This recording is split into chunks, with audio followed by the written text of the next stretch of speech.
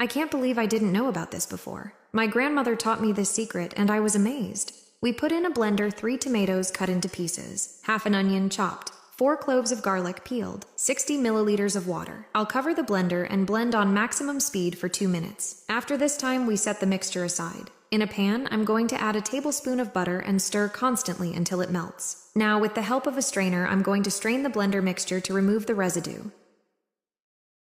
Then I'll season with a teaspoon of salt, a pinch of black pepper, a teaspoon of chicken bouillon, and stir with a kitchen spatula to incorporate these seasonings. Now I'll let it cook over medium heat until the sauce is reduced by half.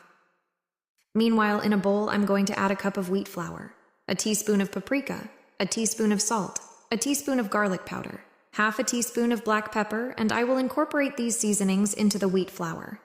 Next, I'm going to add an egg, 50 milliliters of room temperature milk, a tablespoon of mustard to give it a special touch, and with the help of a fork, I'll mix well until I get a liquid mixture.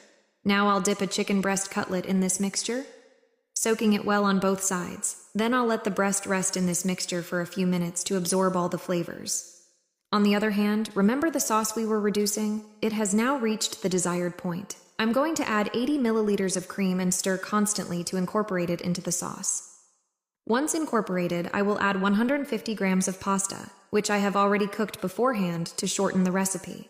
I'll thoroughly mix the pasta with this tomato and cream sauce and set it aside for a moment. Next, I'm going to coat the resting chicken breast in breadcrumbs, and with the help of a fork or our hands, we will make sure to coat well with breadcrumbs on both sides. Having done this, in a pan, I'm going to add 100 milliliters of oil, and I will wait for it to get hot. Now I'm going to show you a secret my grandmother taught me, which is to put an eggshell in the oil. This will prevent it from splashing and the oil from burning. When the oil is hot, I will put the chicken breast to fry and let it cook over medium heat until it is golden on both sides. By the way, tell me from which country are you watching us? To send you a greeting in the next recipe. Today I want to send greetings to Regine Sutasio from Hong Kong, Marina Collado from Philippines, Marie Nenich from Indiana, and Jewel Coleman who watches us from United States. Thank you very much for always watching and enjoying our recipes. Once it is golden on both sides, we remove it from the oil and place it on paper towels. And now our recipe for today is ready. Just serve and enjoy this tasty dish. Tell me below if this is the first time you've seen one of my recipes. I hope you enjoyed following this recipe as much as I enjoyed sharing it with you.